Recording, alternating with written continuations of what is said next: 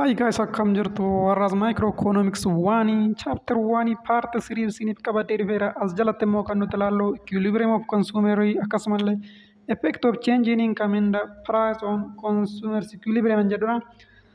Waa'ee substitution effect, income effect akkasuma deeply kan ilaallu ta'a yeroo gabaabaa gidduutti. Egaa chaanalii kana irratti part 1 part 2 Microeconomics 1 chapter 1 isiniif gadhiiseen jira. Isa dhaqxanii check gochuu dandeessu warri ilaalle yoo jiraattanii cardinal utility approach akkasumallee ordinal utility approach example garaagaraa itti dabalee hojjechuudhaan gadhiisee waan hin jiruuf chaanalii kana irratti check godha. Warri chaanalii kanaaf haaraa taatan immoo subscribe gochuun dagatiina. Subscribe gochuudhaan mallattoon bilbilaa fuuldura jirtus tokkodhaan viidiyoo yeroo gadhiisnutti notification akkasiin qaqqabu godhaan isiniin jedha. Amma gara barnoota keenya deemna. Jalqaba equilibrium of consumer an jedhu kana ilaallu.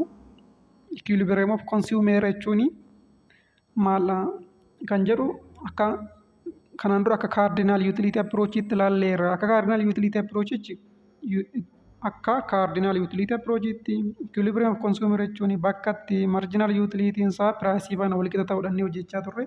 Amma immoo according to ordinal equilibrium of consumer jechuun maal? Consumer optimum or equilibrium is attained at a point where slope of indifference curve equal to slope of budget line. Akkasa kanaatti immoo indifference curve ni kunuuti jira graafii kanarra mee ilaaltanii budget line ni isa kanadha bakkatti isa contact wal godhan bakkatti isaa wal tuqan kun slope indifference curve fi slope budget line bakkatti wal tuqu kuni point of equilibrium dha jechuudha. Kanaafuu slope of indifference curve jechuun marginal rate of substitution dha. Slope of budget line akkuma viidiyoo lamaffaa keessatti ilaalle price of x over price of y dha. Slope of budget line price of x over price of y. Slope of indifference curve immoo marginal rate of substitution of x for y. Kanaafuu marginal rate of substitution of x for y jechuun immoo amount of y given up over amount of x gained yookiin immoo marginal utility of x over marginal utility of y fan wal qixadha. Maaltu marginal rate of substitution of x for y. So marginal rate of substitution of x for y and marginal utility of x over marginal utility of y yoo ta'e equal to price of x over price of y ilaalla. Erga kana jenneeti kun kaa equilibriumidha. Pointiitti indifference curve fi budget line contact wal godha jechuudha. Mee example kana ilaallu. Consumer consuming two commodities x and y has utility function isa uxy jedhee xy plus 2x dha. Commodity lama fayyadama xy dha. Utility function isa kennameera. Price of the two commodities are 4 birr and 2 birr respectively. Price isaanii birrii 4 fi birrii 2 dha. The consumer has a total income of 60 birr to spend on the two goods. Income inni qabu total income consumer kun ka birrii 60. Price ni x fi y birrii 4 fi birrii 2. Yoo akkas ta'e utility maximizing quantity of x and y. Point of equilibrium argachuudha jechuudha. Maximum utility bakka inni itti argannu good x fi good y limited budget kana fayyadamneetiniin amma good x fi good y nuti consume gochuu dandeenyu maximum isaa meeqa? Lamaffaan immoo find marginal rate of substitution of x for y at equilibrium dha. Mee ilaallu. Egaa equationii budget line barreessuu qabna. Budget line akkuma viidiyoo lamaffaa keessatti ilaalle warra salaalee dhaqxanii ilaaluu dandeessu. Budget line price of x times x plus price of y times y equal to income m kan jedhudha. Price in x given dha as keessatti 4 birradha. Price y 2 birriidha. Kanaafuu price of x 4 times x plus price of y times y price of y 2 birr waan ta'eef 2 birr times y equal to 60 jenna jechuudha. Moreover at equilibrium irratti immoo kunoo asitti akkuma barreessine marginal utility of x over marginal utility of y equal to price of x over price of y jenna jechuudha. Haala pointii irratti indifference curve fi budget line contact wal godhu argachuu barbaanna waan ta'eef. Kanaafuu equationii kana barreessina. Marginal utility of x fi marginal utility of y akkamitti arganna? Equationii nu kenname sun biraadha immoo Utilitiin xy plus 2x dha.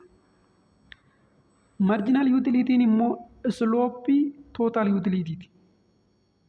Kanaafuu slope jechuun immoo derivative. Kanaafuu first derivative equation utility nuu kennamte kanaaf first derivative isa hojjenna. Kanaafuu marginal utility of x argachuuf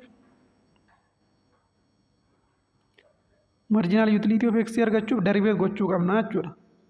Equation nuu kennamte kana derivative goona. Marginal utility x is marginal utility of y argachuuf. Equation kana akkamitti derivative goona? Derivative of u asittan barreessa. Derivative of what? Derivative of utility function with respect to x yoo inni derivative of with respect to x marginal utility of x arganna. With respect to x derivative gochuudhaan marginal utility of x arganna jechuudha.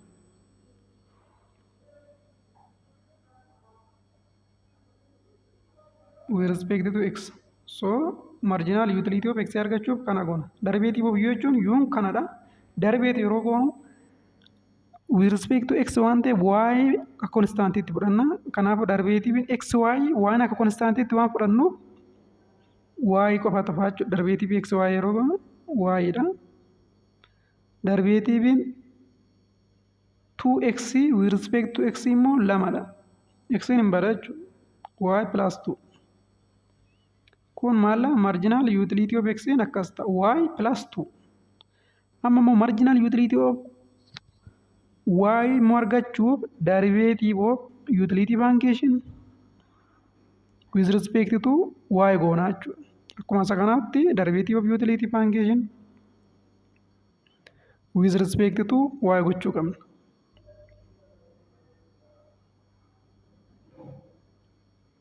Kana derivative of utility function with respect to y immoo yeroo derivative goonu function uma kenname kana with respect to y derivative goona jechuudha. Yeroo kana derivative goonu first order derivative isaa akkam ta'a? With respect to y dha waan ta'eef x constantii dha as keessatti. Kanaafuu xy yoo derivative goone with respect to y x qofa ta'a jechuudha. Waan hin bada. Derivative ta'e sadha. Poweriin isaa tokko qofa waan ta'eef. Plus derivative of 2x with respect to y lakkoofsi kun constantiidha. 2nis x is constantiidha with respect to y. Kanaafuu 0 dha jechuudha. Derivative into x with respect to y. Kanaafuu marginal utility of x y plus 2 kana marginal utility of y immoo x kana ta'a jechuudha. Isa kana dhagnee bakka buusne marginal utility of x akka amma argannetti marginal utility of x y plus 2 bakka buusna. Marginal utility of y immoo x bakka buusna jechuudha. Equal to price of x over price of y. Price in x price y immoo already given dha. Price of x 4 birriin kennameera. Price of y 2 birriin kennameera. Gaaffii keessatti kanaafuu afur irra lamaan jechuudha. Price of x afurii price y lamaadha. Kanaafuu y plus 2 over x equal to 4 over 2 dha. 1 2x minus 2 equation kan arganna jechuudha. Substitute equation 2 into equation 1. Equation 2 isa kana. Equation 1 isa kana. Kanaafuu equation kana y asitti arganne kana bakka 4x plus 2y jedhu kanatti y as keessaa kana gashineetanii argachuudha jechuudha. Linear equation into variability nu dhufe jechuudha. Kanaafuu substitute goone isa tokko keessa gashinee arganna. Yeroo argannu y 14 fi x 8 nu dhufa. Kanaarra biirratti marginal rate of substitution of x for y argachuuf immoo marginal utility of x over marginal utility of y እና marginal utility x y plus 2 dha. Marginal utility y x dha. Kanaafuu y immoo asitti arganneerra 14 dabalama over x immoo 8 kunuuti wal qixa 14 dabalama yeroo 8 16 yeroo 8 lama dhufa jechuudha. Marginal rate of substitution of x for y. Kana jechuun x tokko argachuuf y lama give up goona. waa'ee lama luus yeroo goonu x tokko argannaa jechuudha akka budget line kanaatti. At equilibrium, marginal rate of substitution can be calculated as ratio price of the two goods. Marginal rate of substitution equilibrium irratti taanaan price of two goods dhaanis ni argama jechuudha. Kun akkuma argaa ilaalle. Kanaafuu bifa kanaan solve goone irraa I think clear hidhadhee yaada.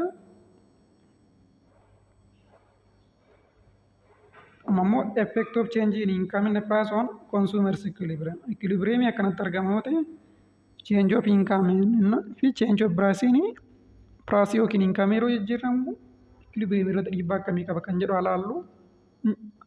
Inni jalqaba income consumption and angle curve. Income consumption curve nan akkamii kan jedhu ilaallu. Income consumption curve is locus of all points that representing various combination of two commodities purchased by the consumer at different level of his income.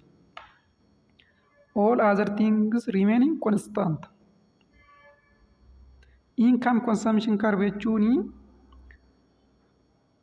locus of all points representing various combination of two commodities. Commodity garagaraa.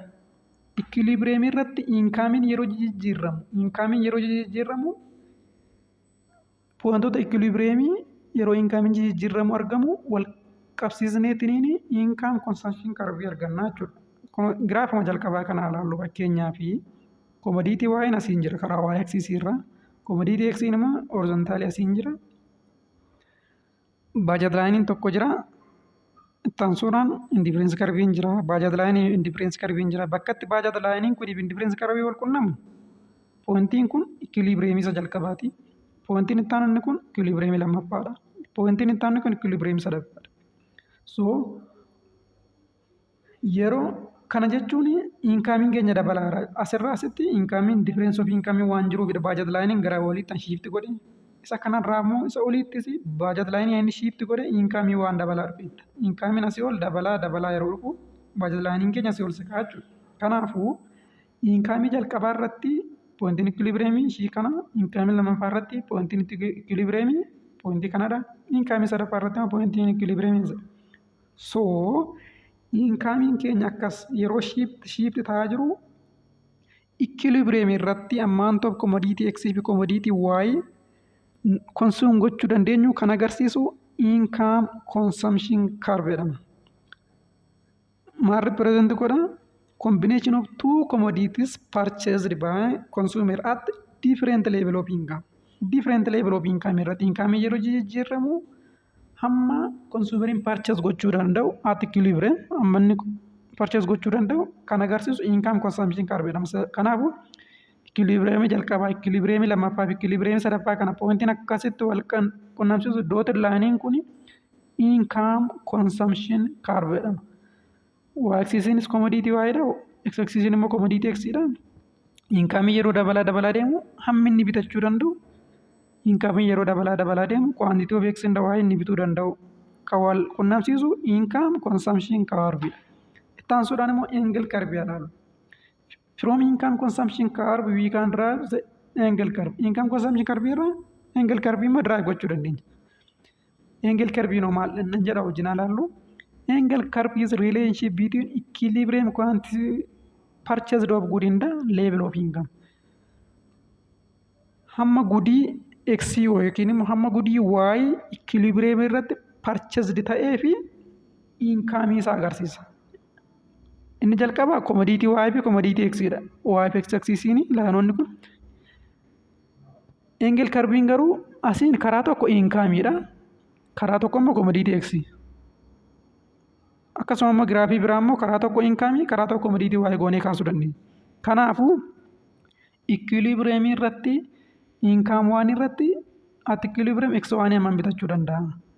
Income tu yeroo ta'u at equilibrium x tu hammam bitachuu danda'a. Income sirii yeroo ta'u income biraa irratti at equilibrium x sirii hammam bitachuu danda'a. Relationship between equilibrium quantity purchased of good and level of income. Income garaagaraa irratti at equilibrium amma x inni purchase gochuu danda'u. Yookiin immoo amma waa inni purchase gochuu danda'u kan agarsiisu angle curve jedhama. Dotted line kun angle curve dha jechuudha.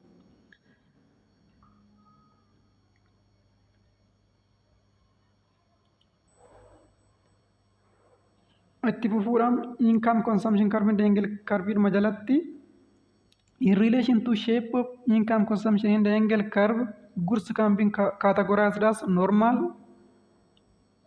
good yookiin immoo inferior good jennee categorize gochuu dandeenya jechuudha. Normal good an jedhamu income consumption curve and angle curve are positively sloped. Income consumption curve is angle curve is positively sloped yoo ta'e normal good jechuudha. Karaa biraa immoo more of the goods are purchased at higher level of income. Hamma income in dabalaa deemu quantity commodity nuti purchase goonus income faana dabalaa jira yoo ta'e normal goodidha. Normal goodidha jechuudha. Income nama dabalu quantity purchase dabalaa jira. Yookiin immoo angle curve fi income consumption curve positively sloped. Yeroo akkas ta'u normal good jedhama. Anittaan immoo inferior good jedhama. Inferior goodiin immoo income consumption curve fi angle curve negatively sloped yeroo ta'u yookiin immoo hamma income dabalaa deemu yeroo income galiin dabalu quantity nuti purchase goonu quantity nuti binnu hin hir'ata yoo ta'e inferior good jedhama jechuudha. Inferior goodiin immoo akkas consumption curve fi angle curve is negatively sloped or purchase decrease when income increase. Amma galiin dabalaa deemu quantity next fi waa nuti binnu hin hir'ata yoo ta'e inferior good jedhama jechuudha. Faallaa waliiti jechuudha normal good fi inferior good. Price consumption curve and individual demand curve ilaallu when one of the two commodity price changes while other things remain unchanged the budget line will rotate.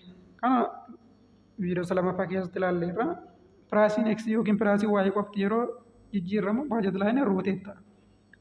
As a result consumption will move to new equilibrium. Consumption in Kenya equilibrium biraatti jijjiirama jechuudha. If we connect such equilibrium points that would occur at the different price level, we get a line called price consumption curves. Kanaafuu price yeroo jijjiiramu equilibrium inni jijjiirama maalla fakkeenya price x jijjiirame yeroo ta'e akkuma viidiyoo lammaffaa irratti isinitti agarsiisaa ture price x jijjiirame yeroo ta'e x axis irratti shift gochaa deema budget line bakka jijjiiramaa deema budget line bakka yeroo jijjiiramu immoo equilibrium point in jijjiirama. Kanaafuu price yeroo jijjiiramu equilibrium point in jijjiiramaa deema jechuudha. Kanaafuu hamma price garagara jijjiiraa deemnutti equilibrium pointota jijjiiraman kana kan wal qunnamsiisu price consumption curve jedhama. Income consumption curve ammuma income jijjiiramu pointota equilibrium wal qunnamsiisudha. Price consumption curve amma pricing commodity jijjiiramu pointonni equilibrium yeroo jijjiiraman pointota equilibrium price faana jijjiirama sun kan wal qunnamsiisu immoo price consumption curve jedhama. Kun clear ta'e isinii galuu qaba. We can derive the demand curve of an individual for commodity from price consumption curve jedhama. Jira amee ilaallu asirra. Kun commodity Y fi commodity X jira. Asirratti change of price tu jira jechuudha. Fakkeenyaaf jalqaba iddoo kanarra jira yoo ta'e pricing x hir'ate yeroo ta'e hamma x nuti binnu hin dabala. Kanaafuu budget line keenya shift godha garanatti.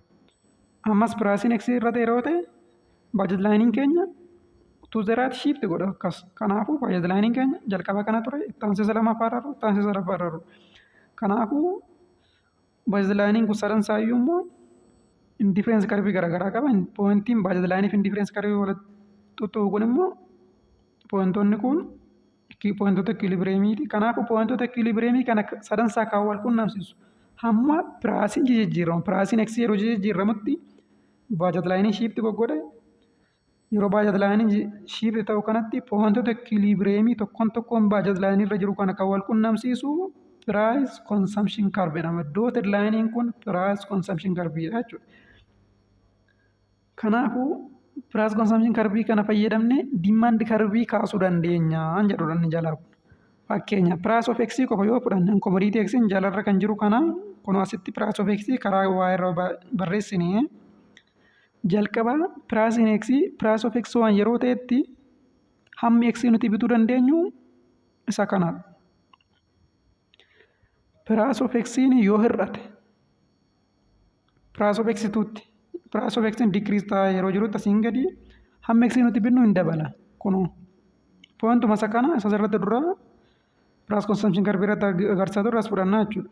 ammas more price of x yeroo decrease ta'e budget line gara isa guddaatti yeroo shift godhu hamma x nuti binnu baay'ee dabalaa jira jechuudha. Kanaafuu price of x turra price of x sirriitti gaarii signaa jechuudha. Maalla price in x decrease ta'e quantity in x binnu immoo dabale. Kanaafuu demand curve kaasuu dandeenya sun irraa ilaallee.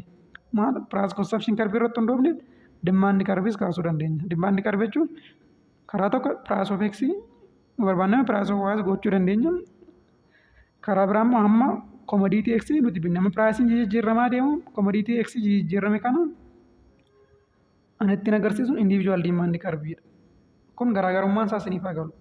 Price consumption curve irratti karaa tokko commodity y karaa tokko commodity y binne equilibrium isaa irratti yeroo price jijjiiramu wal qunnamsiisudha. Inni kun garuu individual demand curve garuu price x qofa yookiin price y qofa fudhanneetiniin commodity x yookiin commodity y qofa fudhanneetiniin price isaa kana wal qunnamsiisu. Fakkeenyaaf commodity x1 x2 x3 yeroo ta'u pricein akkas irrachaa yeroo deemutti amma x garuu dabalaa deeme. Kanaafuu kun demand curveedha jechuudha. Ittaansuudhaan immoo incoming the substitution effect of price change ilaallu. Price yeroo jijjiiramu substitution effective income effective dha. Kanaafuu substitution effect jechuun maal jechuudha? Income effect jechuun immoo maal jechuudha kan jedhu wajjin ilaalla.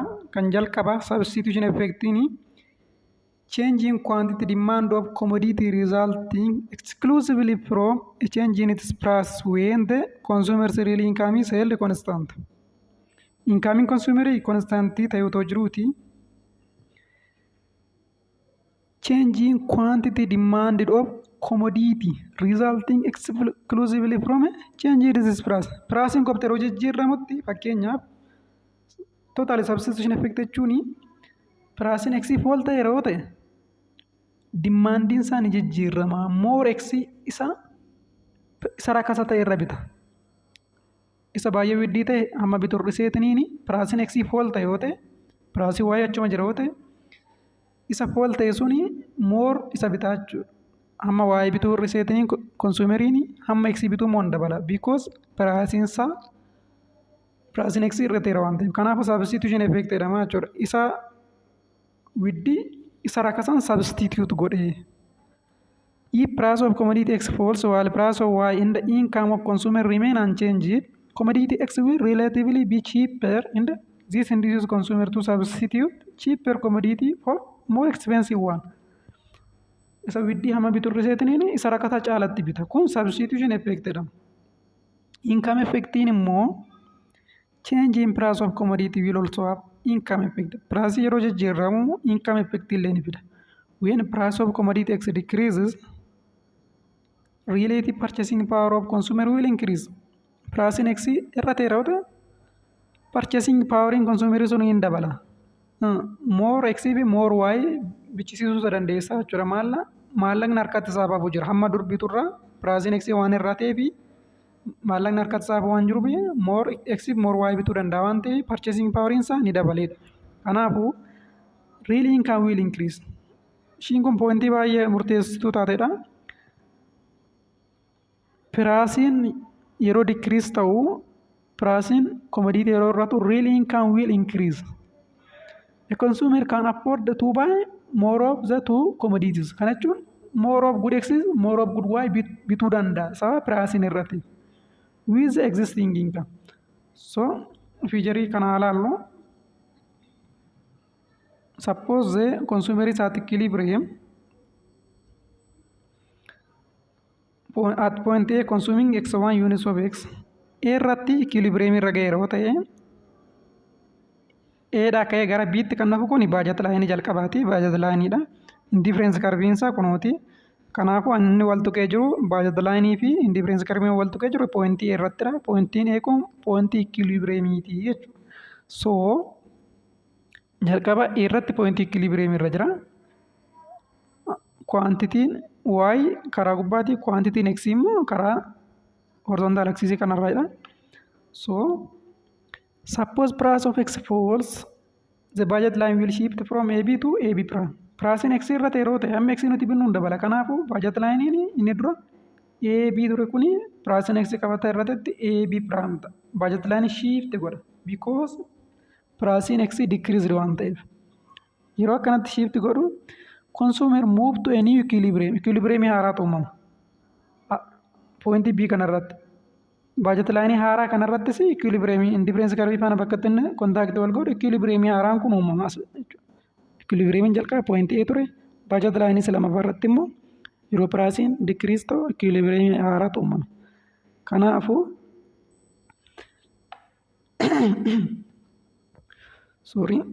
movement from A to B is called total effect or net effect of price change jedhama.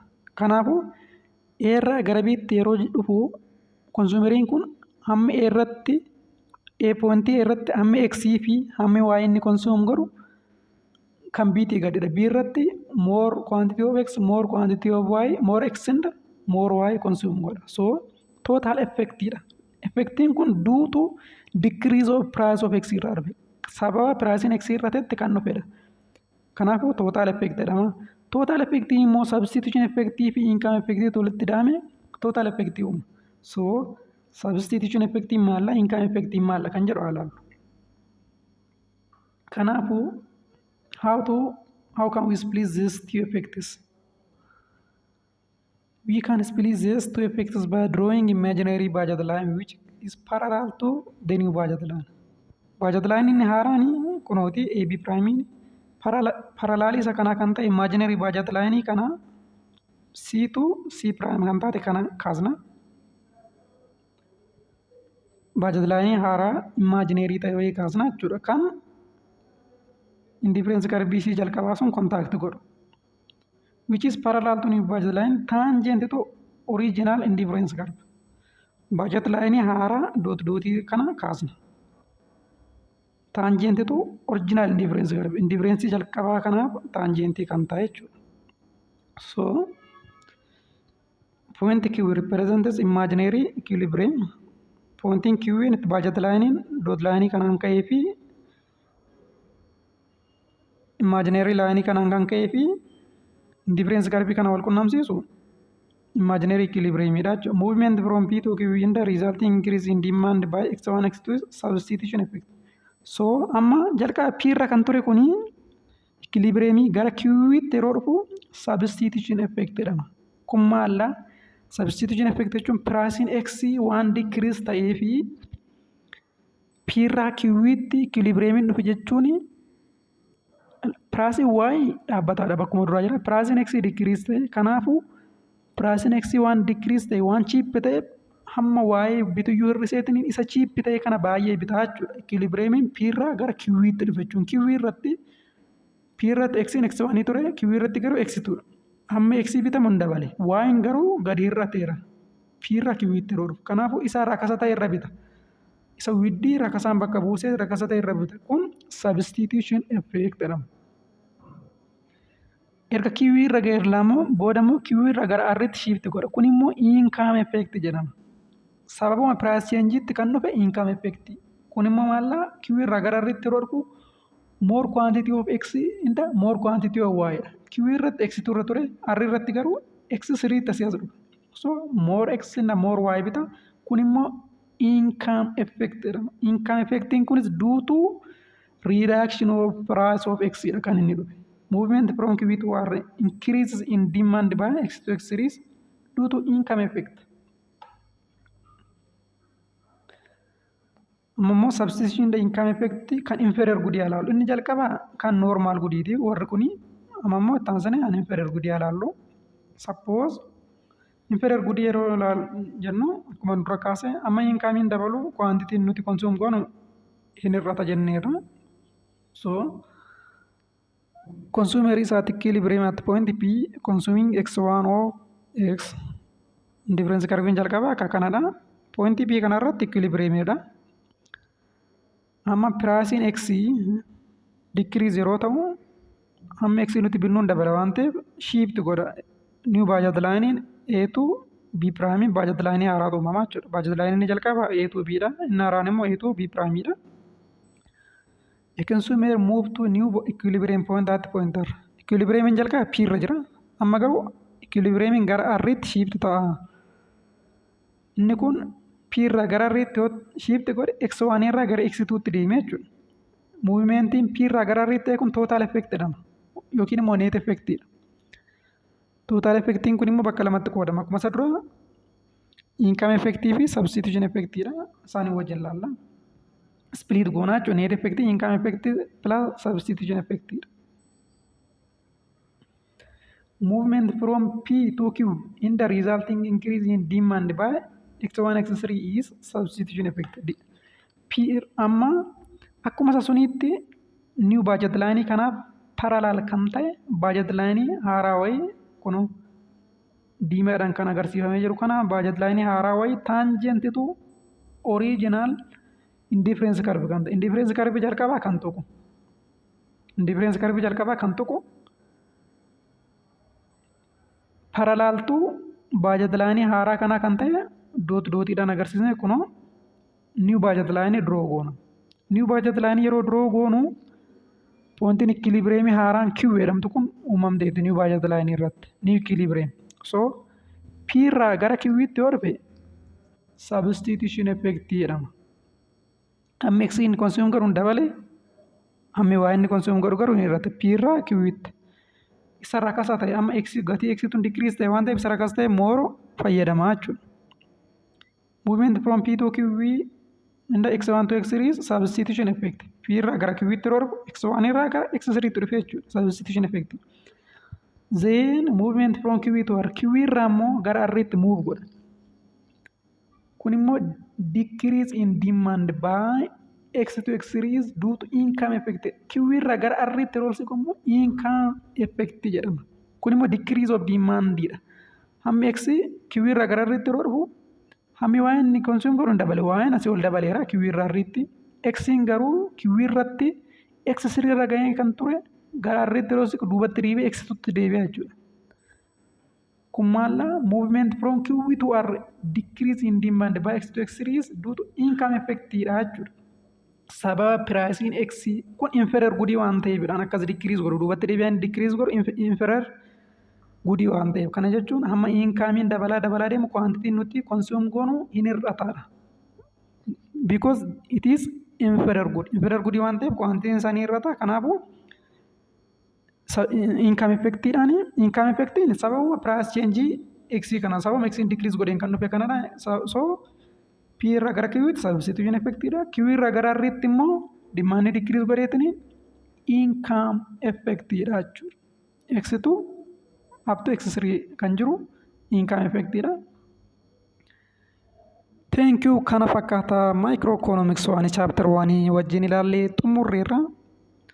Chaanaalii kana subscribe gochuu, like gochuu fi share gochuu hin dagatina. Ittaansuudhaan immoo kunoo asuma irraa argattu microeconomics kana chapter 2 saas asuma irratti seenaatti ilaalan isiniin jedha. Subscribe gochuudhaan hiriyoota keessaniif share gochuudhaan na bukkee dhaabadhaa. Ilaaltanii iduma subscribe hin godhin iduma like hin godhin baatoote baay'ee discourage na godha akkanatti dhufee waan baay'ee isiniif hojjedhu nan taasisu kanaafuu subscribe gochuu hin dagatina. Wanna waliin turtaniif galatoomaa nagaan tura.